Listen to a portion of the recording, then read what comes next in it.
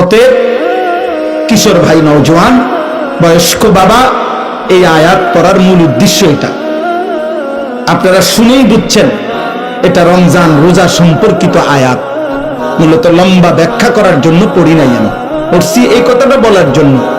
মহান আল্লাহ পাক রব্বুল আলামিন সারা বছর আমাদেরকে 11 মাস আল্লাহ পাক আমাদেরকে বলে, বান্দা গুনাহ ছাড়ো, গুনাহ ছাড়ো। 11 মাসে আল্লাহ বলছে, বান্দা আমার ইবাদত করো, আমার ইবাদত করো। ইয়া আইয়ুহাল্লাযীনা আমানু ইরকাউ, রুকু করো, সিজদা করো, ওয়াবুদু রাব্বাকুম, রবের ইবাদত করো। কিন্তু বলতে বলতে 11 মাস পরে আল্লাহ যেন আবার মায়া করে বলতেছে, আচ্ছা বান্দা যাও, 11 মাস কম বেশি হইছে, ঘাটতি হইছে, ঠিক মতো হয়তো খেয়াল করো নাই, তুমি কিছু ভুল করে ফেলছো। বান্দা ঠিক আছে, সব কিছু ঝেড়ে মুছে আরেকবার ঘুরে দাঁড়াও। আমি চলো, ঠিক আছে বান্দা, আমি আল্লাহ মূলত চাই। একটা কথা মনে রাখবেন, আল্লাহ মূলত বান্দার ব্যাপারে চায়, আল্লাহর প্রথম চাওয়া বান্দাকে মাফ করে দিতে, আল্লাহর প্রথম চাওয়া বান্দাকে জান্নাত দিতে। বুঝেন নাই কথাটা? মূলত অনেক সময় আছে যে অনেকে ওই যে কথাটাই ঘুরাইতে আছে, মূলত হে হে ফিরতে চাইতে আছে, অন কথাটা মিলাইতে পারতেছে না, কিন্তু তার ভিতরে ক্ষোভ হইলো, তার উপরে জিদ উড়ান, তারে মারণ, ক্ষতি করা। আল্লাহ বলে না, বান্দা তোমার ব্যাপারে আমার প্রথম চাওয়া মাফ করে দিতে, তোমার ব্যাপারে আমার প্রথম চাওয়া জান্নাত দিতে। আমি জান্নাত দেবো বেশি। বান্দা সাবাকাত রাহমাতি আলা গাদাবি, আমার রাগও আছে, আমার রহমতও আছে, কিন্তু আল্লাহ বলছে বান্দা আমার রাগের আগে আমার রহমত চলে, আমার রহমতের গতি বেশি আমার রাগের চেয়ে। বুজুর্গানে দিন বলছে, মুফাসসিরিনে কেরাম বলছে একটা সহজ কথা, আমি যদি বলি আমার কাছে কিন্তু লাঠি আছে, মায়াও আছে।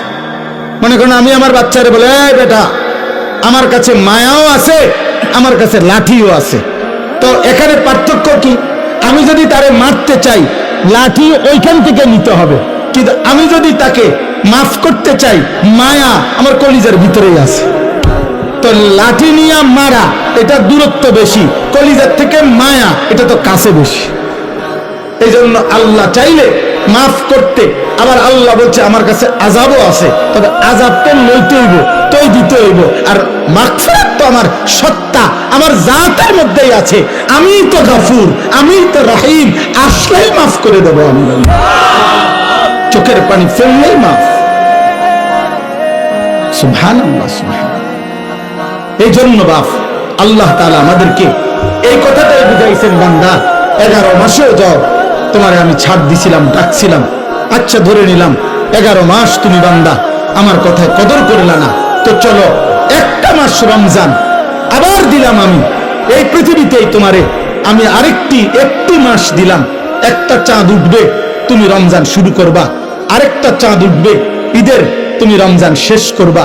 এই একটা মাস আমি হীরা মণি মুক্তা মাণিক্য স্বর্ণ রৌপ্যের চাইতে কোটি কোটি গুণ দামি এক এক সেকেন্ড বানায় দিলাম। এবার তুমি বান্দা, তোমারে যে বললাম আমি মাফ করতে চাই বান্দা, আমি না বলছি তোমারে জান্নাত দিতে চাই, চলো বান্দা এই মাসটা কমপক্ষে কদর করো। তুমি সেজদা দিবা একটা, আমার ফেরেশতা উঠাবে 70টা। তুমি ডাকবা একবার, ফেরেশতা লিখবে 70 বার। খোদার কসম এটা না, সুবহানাল্লাহ, আরো আছে, মানে হলো 70 বার হলো প্রথম। আল্লাহ তাআলা কোরআনে আছে, হাদিসে আছে, প্রত্যেকটা নেকি লেখার সময় রমজানে ফেরেশতা তো আল্লাহকে জিজ্ঞেস করবে, আল্লাহ 70 লিখবো? আল্লাহ বলবে না, আরো বাড়াইতে হবে। কেডা নাম কও? আব্দুল আউয়াল। আচ্ছা তো লেখ 700 লেখ। ও না না 7000 লেখ, না না 70,000 লেখ, না না 7 লক্ষ লেখ। এক সেজদা 70 লাখ লেখ। কসম আল্লাহর তাফসীরে আছে, 7 কোটি লেখো, 70 কোটি লেখো, 70,000 কোটি লেখো।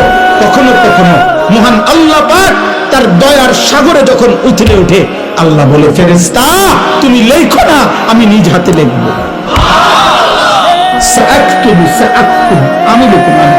উঠাচ্ছি না ফেরেশতা, তোর কম্পিউটারে দুধ ধরে না, তোমার কলম হইতো না। আমার বান্দার সেজদা এটার নাকি, রোজা এটার নাকি, আমি উঠাবো না। আনা আজজি বিহি। হায় বান্দা, ভাই ভাই আমার শেষ কথা, আমার এমন রমজান আমাদের সামনে আসতেছে, এত বড় শ্রেষ্ঠতম সুযোগও পেয়ে যদি কেউ জাহান্নাম থেকে বাঁচতে না পারে তারে আর কি করতে, তাকে আর কি করতে, আর কি বললে, আর কেমনে দিলে, আর কি সুযোগ দিলে, আর কি অফার দিলে আমরা আল্লাহকে সিজদা করতাম বলেন? এই জন্য প্রিয় ভাই, প্রিয় নওজোয়ান, শুধুমাত্র একজন বক্তা তামাশা দেখতে আসছে এমন যেন না হয়। আমি আনিসুর রহমান, এই অঞ্চল আমার পরিচিত এলাকা, সবাই আমারে চেনেন, কাজে এখানে আহামরি নতুন করে দেখাইবার কিছু না, দেখাইবার কিছু না। আমার কর্মজীবনের পুরাটা জীবন এই মুরাদনগরে আমি আসা যাওয়া করছি।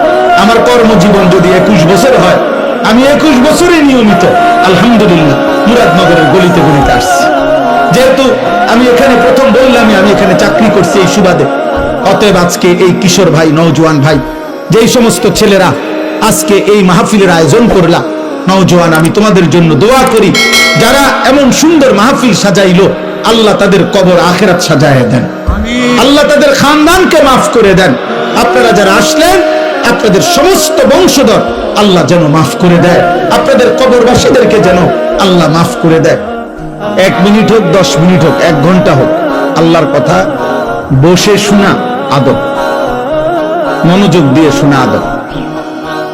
দ্বিতীয় কথা হলো, সবগুলো হাতে ধরা মোবাইল বন্ধ করো। আমি তোমার কাছে অনুরোধ করলাম, আদেশ করলাম, ছেলেরা, আমি এরপরে ধমক দেব, হাতে মোবাইল ধরে ভিডিও রেকর্ড করা যাবে না। এই ছেলে, আহম্মক, মাথা নোয়াও কেন? আবার হাসে, দেও কুফর না। একজনও না। এই 40-50 মিনিট সময় আল্লাহর কথা আমাদের দিকে তাকায় আসো, বরকত হবে।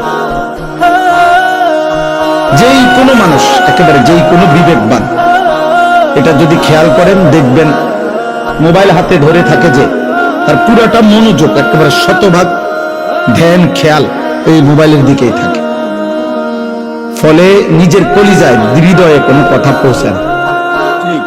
এখন যদি বলে আমি মোবাইলে উঠাইয়া পরে শুনবো, তাহলে এখনই আর শোনার কি দরকার? মোবাইলে তো আমাদের ওয়াজ আছে, তাহলে আর এই কষ্ট করে আসার কি প্রয়োজন ছিল?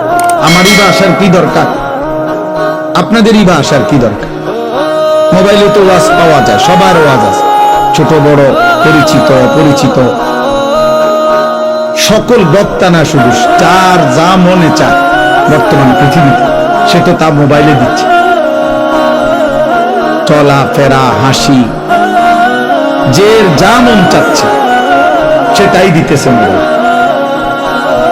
তাইলে মোবাইলে তো সবই আছে।